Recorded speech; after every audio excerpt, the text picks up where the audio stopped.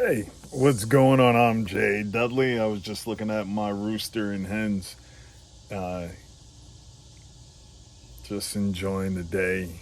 I have quite a few things that I need to get done. Just moved the dog, the puppy shelter, because they like to get real rambunctious at 1, 2 o'clock in the morning, keeping my wife up, and I just snored through it like a champ.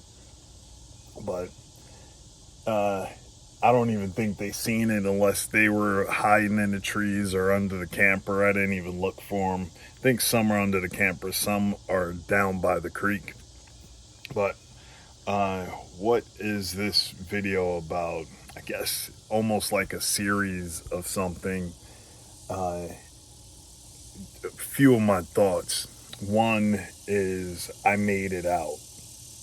There's so many things that I made it out of with my life, sanity and all that stuff. And one of them was I made it out of New Jersey. You hear me talk about it all the time, the Communist Republic of New Jersey. But I made it out of there with 40 years of life lessons. Life lessons that were multiple lifetimes. I don't even know where to begin. It would like each decade of my life can be segmented out into chapters or full books on their own. I actually attempted to start writing a book years ago, and I started putting blog posts on my website ir62.com, which I don't have access to right now, but what I did write is still up there. So if y'all want to go check it out, ir62.com, I started to write the different stories, different chapters of different situations that I actually made it out alive. So making it out of New Jersey was a really big one. Living in a place like that, a big metropolitan state area, the tri-state area, will have you feel trapped. But I wonder if that's the same way that someone that lives in the country, they feel like they have to make it to the big city, and then once they realize that the big city isn't all cracked up to it's not all cracked up what it's meant to be, they feel as though that they can't turn around and come back. They have to struggle and grind and try and advance because they don't want to go back looking like a failure. I don't have that type of mindset. I don't look back to whatever I left back in New Jersey as a I have to prove something to them. I can come make it out here in the country. Actually, my stepfather, when he started to recognize that I was serious about moving out to the country, he was like, "Oh yeah, you're gonna go out there, try and live in the woods, but you'll be back." I no, when it made me question, like, what did he think about me? What did he see or think in me to where when I said that I was going to do something that I didn't do it? When I said that I was racing cars illegally, I did that. When I said that I was going to heal up from having leg surgery, uh, front anterior compartment syndrome, where they took 90% of the muscle. Healed up from that. Then started playing semi pro football. Didn't get any support from my family while I was doing that. It was almost actually like a guilt trip type thing, to where one day my grandmother, how would she have been at the time? Maybe in her 70s. She was trying to make her way to see one of my semi pro football games. And it kind of sucked that she came to where I used to live at in Plainfield, New Jersey.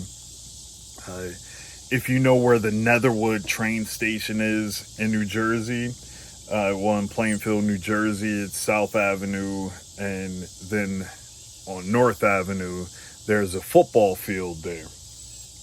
And my team had multiple games there. I think we were the Terminators at the time. We bounced around from different fields, whether it was out in Rahway, Elizabeth, and then in Plainfield. And I lived directly on South Avenue. So I lived here. You go here to the train station, you go underneath, cross the tracks, and the football field is here. Had multiple games there. It wasn't until my grandmother that lived, 45, I can't even say 45 minutes because I sped everywhere. Let's say an hour away going north in East Orange. She convinced my grandmother to bring her out there convinced my aunt to bring her out there to my football game. And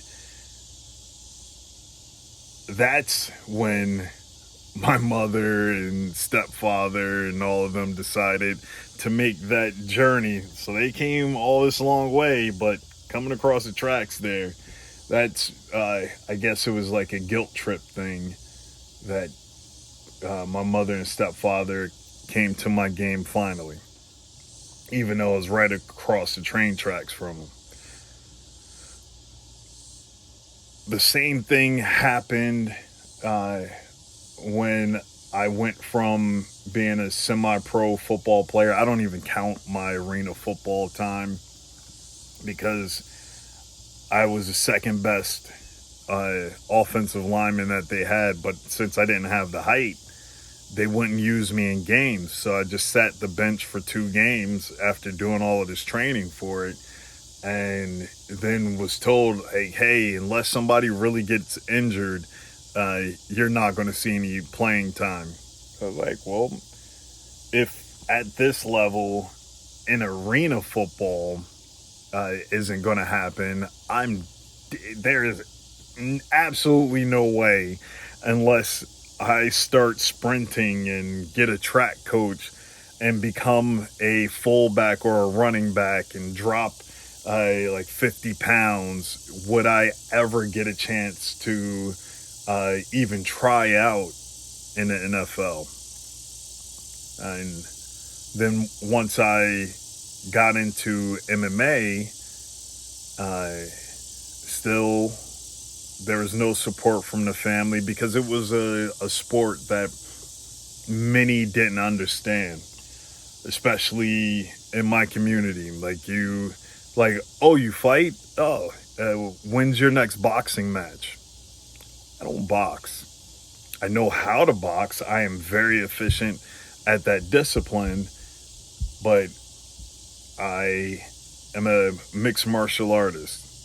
Like, oh, you do karate? No, I don't. I actually know how to fight. Shout out to everyone that does karate because that was offensive to you. But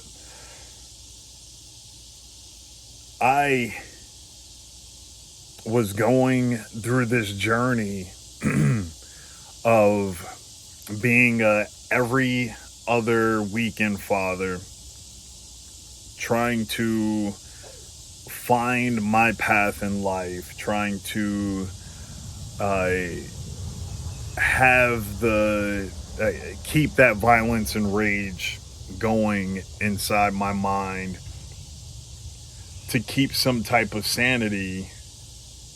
Because when you think about it, like, who in their right mind wants to say, hey, yeah, on this date, I am going to make this weight, and then the next day, I am going to be locked in a cage with two other people, and one of them I cannot touch. And the other person is out for blood as well. Who in their right mind is going to do that? So, not a lot of people will sign up for things like that. So, went through all of that. Uh, did my best that I could in my career with fighting, and then was trying to figure out what's the next chapter in my life. I knew since 1986 that I wanted to live in a country. My family knew that I wanted to live in a country. I spoke to them all the time, asking them about the property that we had in North Carolina. Would still get them run around about that.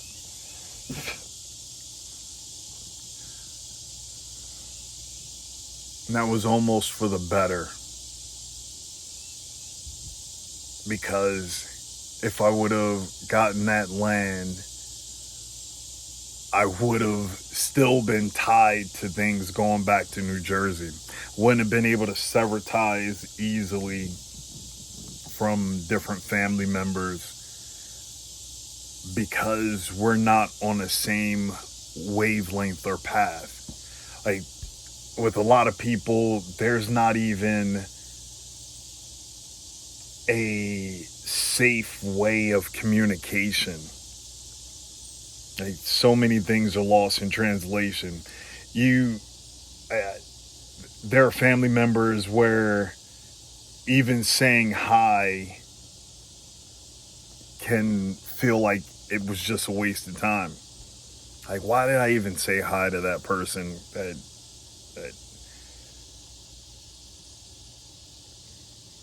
That was a waste of my energy. Let alone even having a conversation. Not calling once a year or messaging once a year to wish you a happy birthday. For what? I don't talk to you any other time of the year. Why am I going to try and attempt during your birthday? That's just not going to happen. Looking at a wasp trying to find a way in the camper.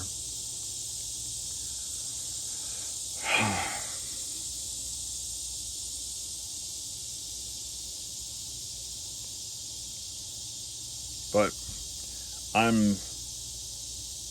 am glad that I made it out. I could have been still trapped there, running through that cycle every day, wishing, dreaming that I could have made it out. I would have been in a mental prison,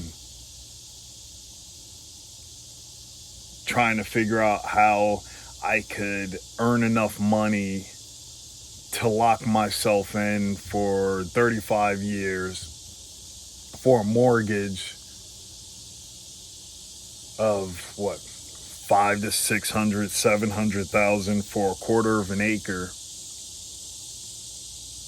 with 16,000 a year plus in a terrible neighborhood just to say I own a house. To never be there.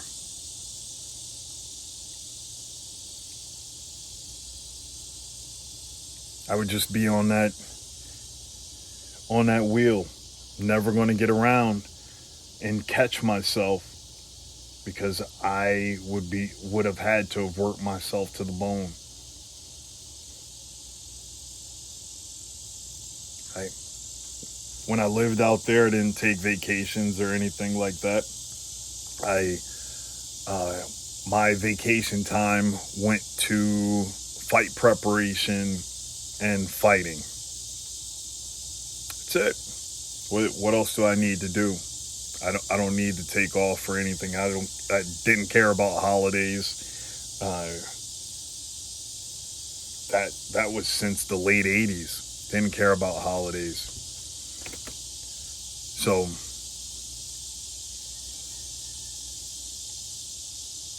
now it's like every day I'm just so grateful. So grateful that the Father gave me this opportunity to make it out. Because I know there are so many people that wherever you are in this world, in this country, you might feel trapped. You might have the opportunities, but you're not trusting in yourself or not willing to take that leap of faith to go on an adventure. That's what this is. This is my little adventure.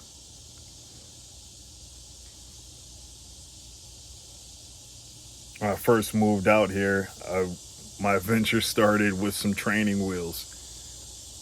Thanks to everybody at Bear Camp, to TJ Morris, it was a blessing to get that invite. But even before that invite happened, I was getting rid of everything. Got rid of the house that we were renting and said, we'll just live in a van. Where, I don't know. We need to get in the middle of the country. Things aren't right here in New Jersey. We don't want to be tied down, locked in here, and then once the gates close, we can't get out. That wouldn't have been a good feeling, because I was an essential employee. Like when the lockdowns happened, like, oh yeah, you're an essential employee. Let's give you this little card. So if you get stopped by the police, they'll have to let you go because you're an essential employee. That's fun times as a truck driver. Think about those, what was that? The Walking Dead, different shows like that, where there's no one on the roads anywhere, no one on the highways anywhere, no police to be found. In some place, no rule of law.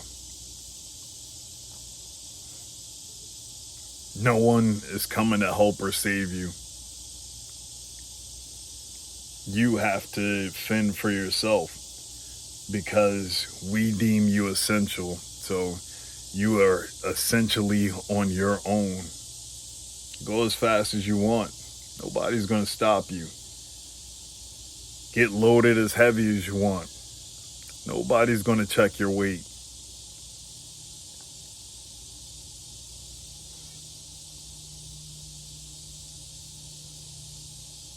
But the next time that happens, it's going to be a hell of a lot worse.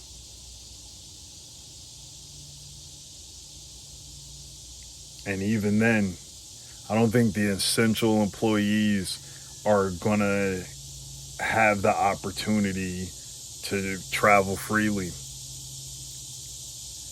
They're going to have to check in.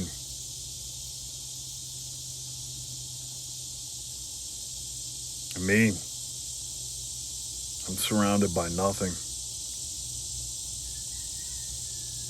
I was able to pull my son out. I got him out.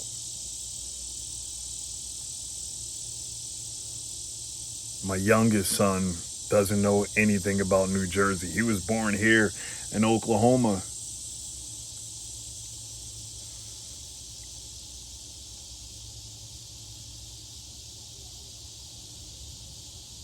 And no harm has come to his head.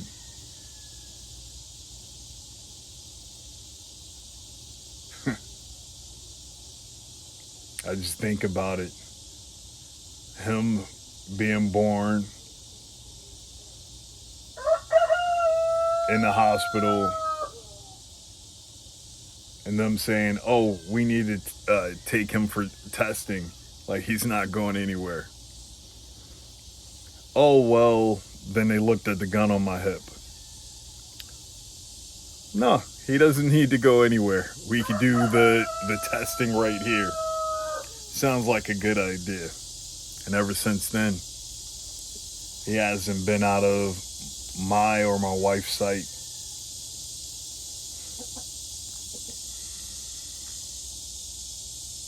But he doesn't know the struggle of New Jersey. He doesn't know the smell of New Jersey. He never will.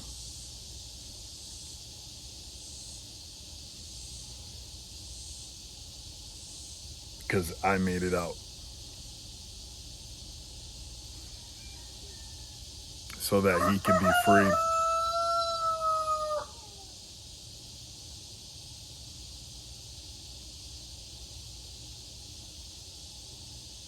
Shalom.